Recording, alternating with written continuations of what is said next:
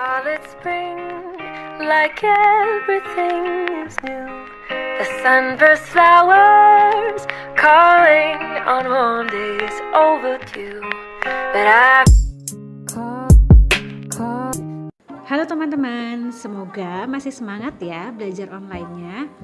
Pembelajaran kita kali ini adalah mengenai Bootstrap Marketing Strategy Part 1. Materi ini diambil dari sumber buku pedoman kita, yaitu buku Scarborough dan Cornwall, chapter 8. Jadi nanti kalau teman-teman ingin memperdalam materi, silakan untuk membaca buku pedomannya ya.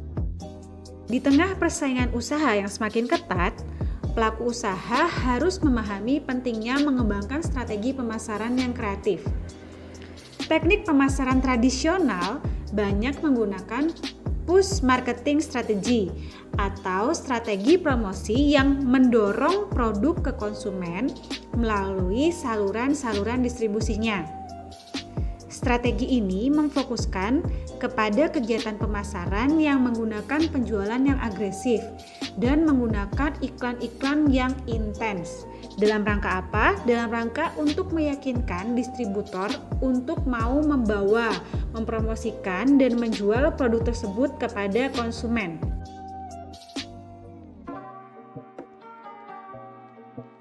Tapi teknologi modern sekarang ini memberikan konsumen kemampuan untuk dapat menyaring, bahkan memblokir banyak dari iklan-iklan atau penawaran yang mereka terima. Contohnya ketika teman-teman menonton YouTube, itu kalau ada iklannya, kan teman-teman sering skip atau bahkan menggunakan ad blocker. Nah, hal ini membatasi efektivitas teknik pemasaran push marketing itu ya. Banyak pengusaha sukses mengakui bahwa strategi pemasaran modern juga harus mencakup teknik seperti media sosial dan pull marketing strategi, yaitu promosi yang berfokus pada pengembangan permintaan konsumen untuk produk tertentu. Jadi, pemasaran tersebut fokusnya adalah menarik pelanggan untuk menggunakan produk atau layanan perusahaan tersebut. Kabar baiknya adalah penerapan strategi pull marketing ini dapat diterapkan dengan biaya yang relatif murah. Dan ketika diterapkan dengan strategi-strategi yang kreatif, strategi pull marketing ini bisa jadi sangat efektif. Walaupun UMKM atau usaha pemula tidak punya banyak anggaran untuk melakukan pemasaran, tidak berarti UMKM tidak bisa melakukan pemasaran. Ada nih namanya bootstrap marketing yang dapat diadaptasi prinsip-prinsipnya oleh para pemilik usaha kecil atau usaha-usaha pemula. Nah, definisi dari bootstrap marketing ini adalah strategi pemasaran yang kreatif, berbiaya relatif rendah, dan unik yang dirancang untuk memberikan perusahaan kecil keunggulan bersaing terhadap kompetitor yang lebih besar, lebih kaya, dan lebih berkuasa. Konsep bootstrap marketing atau nama lainnya adalah guerrilla marketing strategies, bukan gorilla ya, tapi guerrilla. Yang bahasa Indonesianya adalah gerilya. Ya, ini pertama kali diteliti oleh J. Conrad Levinson, seorang guru pemasaran. Beliau mengatakan bahwa pemasaran bootstrap adalah tentang memaksimalkan efisiensi anggaran pemasaran perusahaan kecil. Kampanye pemasaran bootstrap yang efektif tidak mengharuskan pengusaha untuk menghabiskan banyak uang ya, tetapi menuntut kreativitas, kecerdikan, dan pemahaman tentang kebiasaan pembelian pelanggan. Levinson memperkirakan bahwa pemasar bootstrap menghabiskan antara 4 hingga 8% dari penjualan mereka untuk biaya pemasaran. Tetapi alokasi biaya ini memang dimanfaatkan dengan cara yang kreatif dan efektif sehingga dapat menjangkau target market mereka dengan baik. Pada kesempatan kali ini kita akan membahas 7 prinsip pemasaran bootstrap yang dapat diadaptasi oleh UMKM atau usaha pemula. Yang pertama adalah temukan ceruk pasar dan istilah. Kalau teman-teman masih ingat, ceruk pasar atau niche market itu adalah bagian dari pasar yang melayani konsumen dengan kebutuhan yang jelas dan spesifik. Ini adalah tentang memuaskan kebutuhan pelanggan tertentu yang secara umum tidak terlayani secara optimal oleh kompetitor-kompetitor besar. Banyak perusahaan kecil yang sukses memilih ceruk mereka dengan hati-hati dan mempertahankannya dengan sekuat tenaga dibandingkan harus bersaing langsung dengan pesaing yang lebih besar atau head to head ya. Jadi lebih baik cari celahnya nih, mana celah yang masih bisa diisi daripada harus head to head, kepala dengan kepala. Strategi fokus atau niche ini memungkinkan perusahaan kecil untuk memaksimalkan keuntungan dari ukurannya dan untuk bersaing secara efektif bahkan dalam industri yang didominasi oleh perusahaan raksasa dengan melayani pelanggan targetnya lebih baik daripada pesaingnya. Contoh ceruk pasar adalah sebagai berikut. Di pasaran sudah banyak sambal kemasan yang didominasi oleh perusahaan besar seperti Indofood dan Sambal ABC. Apa masih ada ya ceruk pasar sambal yang dapat diambil oleh UMKM? Sepertinya sudah ngeri duluan kalau membayangkan saingannya merupakan perusahaan raksasa yang jaringan distribusinya juga sudah skala nasional bahkan ekspor. Tapi kalau dipikir-pikir UMKM masih bisa bermain nih untuk pasar yang menyukai sambal tradisional yang tanpa bahan kimia atau bahan pengawet tambahnya itu sedikit. Tingkat kepedasannya atau kandungan bahan-bahannya juga bisa disesuaikan dengan selera konsumen. Ya karena usahanya rumahan dan cakupannya juga masih terbatas, maka UMKM semestinya bisa lebih fleksibel dalam melayani konsumennya. Itu adalah ceruk pasarnya ya, konsumen yang menyukai sambal tradisional yang fresh dan minim bahan kimia tambahan, yang tidak bisa dilayani maksimal oleh perusahaan sambal kemasan besar lainnya. Jadi kalau sambal kemasan itu kan biasanya rasanya sama semua ya kalau yang udah pabrikan. Tapi kalau UMKM malah ada kesempatan untuk membuat sambal yang custom. Custom rasanya, custom bahan-bahannya gitu sesuai dengan keinginan dari konsumen. Prinsip yang kedua adalah gunakan kekuatan publisitas.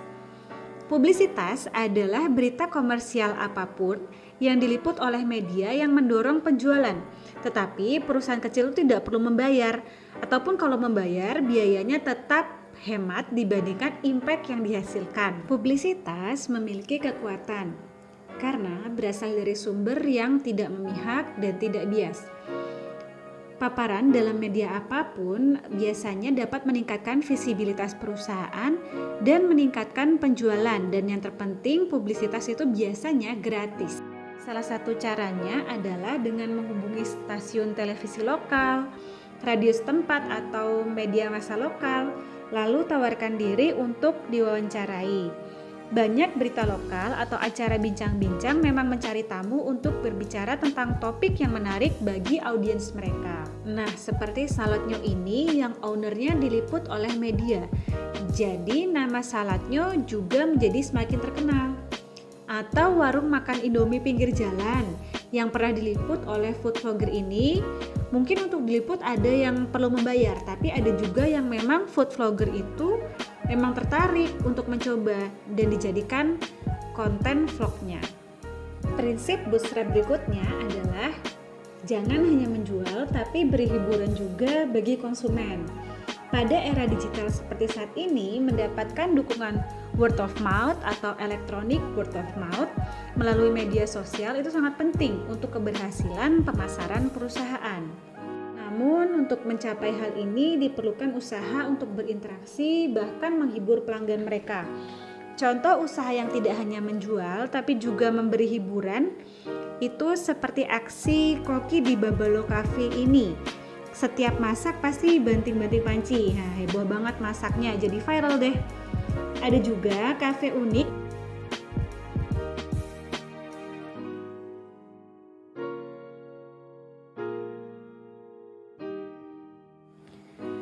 usaha menghibur konsumen yang sederhana itu juga bisa. Misalnya suatu kafe mempost video-video singkat di media sosialnya tentang mukbang makanan yang dijual di kafe tersebut. Nah, Postingan itu kan tidak secara terang-terangan ingin menjual produk makanan kafe itu, tapi dengan melihat orang lain mukbang diharapkan konsumen itu jadi semakin bangkit ya keinginannya untuk makan, jadi lapar, lalu juga ingin membeli produk dari kafe tersebut. Berikutnya adalah strive to be unique.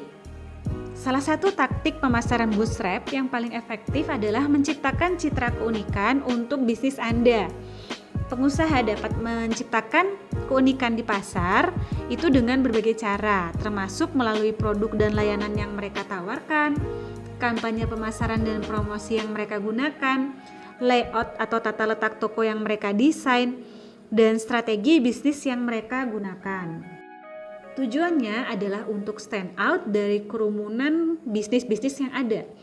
Contohnya adalah Raminten. Di Jogja ini kan memang banyak usaha-usaha kuliner bertebaran, tapi Raminten ini dia bisa tetap eksis dan stand out di antara usaha kuliner yang ada di Jogja.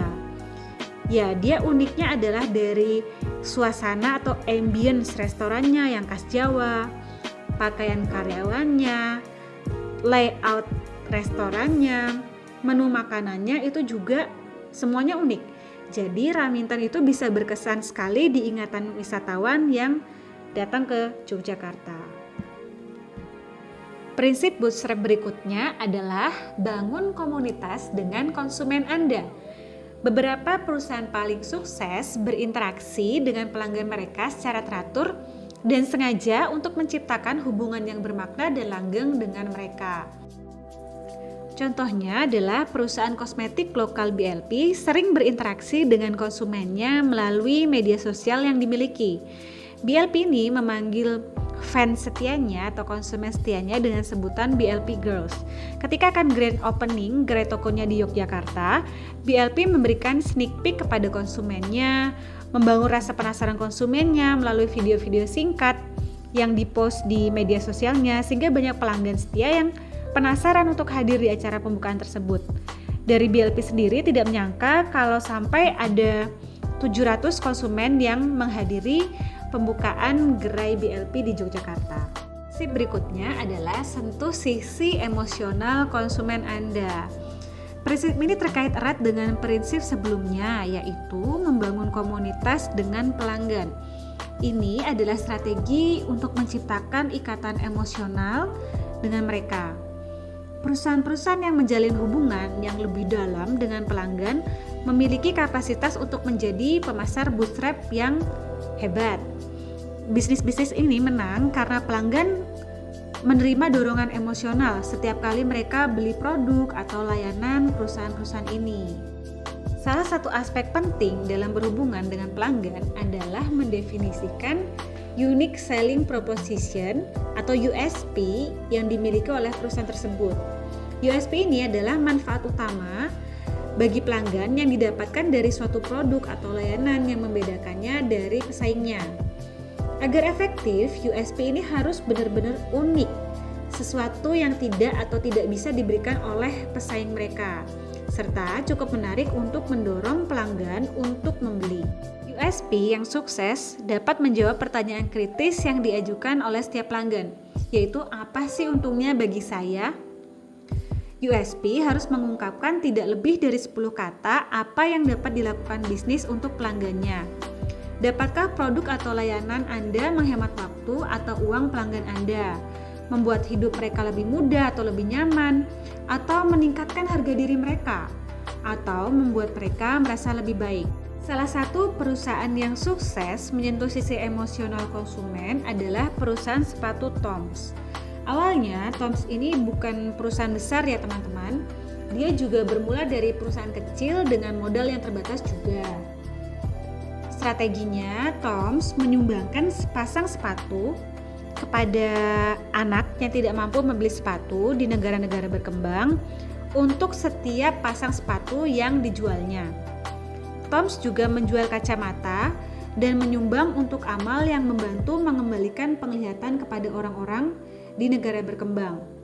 Toms ini memiliki USP atau Unique Selling Proposition yang sederhana namun jelas, yaitu one for one, satu untuk satu. Karena Toms memperjuangkan suatu misi sosial, konsumen yang memakai sepatu Toms bukan hanya memilih Toms karena modelnya atau kualitas sepatunya, tetapi juga menyentuh sisi emosional konsumen juga. Ada rasa bangga, puas, karena juga berkontribusi dalam misi sosial besar yang diusung oleh Toms. Strategi pemasaran bootstrap berikutnya adalah membuat identitas untuk bisnismu melalui branding. Anggaran besar bukan merupakan prasyarat untuk membangun brand yang kuat. Branding melibatkan upaya untuk mengkomunikasikan USP atau Unique Selling Proposition perusahaan kepada target konsumennya dengan cara yang konsisten dan terintegrasi pada setiap brand touchpoint-nya. Nah, membangun brand ini juga sudah banyak dibahas pada video sebelumnya ya teman-teman. Lalu apa ya hubungannya antara upaya branding dengan USP atau Unique Selling Proposition? Membangun brand itu melibatkan upaya untuk membuat janji dengan konsumen dalam bentuk Unique Selling Proposition-nya, lalu dideliver ke konsumen secara konsisten. Pada bagian ini ada 3 atribut yang dapat mendukung Unique Selling Proposition suatu usaha itu dapat terbentuk, yaitu yang pertama adalah threshold atau basic attribute. Ini adalah atribut yang diharapkan harus ada pada satu produk. Meningkatkan kinerja atribut ini tidak terlalu berpengaruh terhadap meningkatnya kepuasan konsumen. Tapi kalau atribut ini tidak ada, konsumen itu pasti akan menjadi tidak puas. Contohnya somai. Dalam satu porsi somai, ya yang harus ada minimal somai dan bumbunya lah. Kalau salah satu komponennya tidak ada, konsumen pasti akan tidak puas. Beli somai tidak ada somainya atau beli somai tidak ada bumbunya. Gitu ya. Tapi kalau seandainya beli somai ada somainya dan bumbunya, ya memang sewajarnya somai ada somai dan bumbunya. Berikutnya adalah performance attribute, yaitu manfaat atau keunggulan yang merek Anda dapat tawarkan yang lebih unggul daripada yang pesaing Anda tawarkan. Kalau performa atribut ini ditingkatkan, kepuasan pelanggan juga akan meningkat. Contohnya dalam somai, itu ada tambahan atribut, tersedia berbagai tambahan isian somai, atau siomainya rendah kalori, tepungnya tidak mengandung gluten, tapi rasanya tetap enak dan gurih, bahkan lebih enak daripada somai yang ada di pasaran. Nah, atribut ini kan diharapkan oleh konsumen yang menjalani hidup sehat. Semakin makanan tersebut menggunakan bahan-bahan yang sehat, semakin segmen pasar tersebut akan puas. Yang paling atas di bagian ini adalah excitement attribute, yaitu atribut kegembiraan yang biasanya tidak terduga oleh pelanggan tetapi dapat mengakibatkan meningkatnya kepuasan pelanggan. Tapi kalau atribut itu tidak ada, pelanggan itu juga tidak kecewa. Masih contoh somai ya.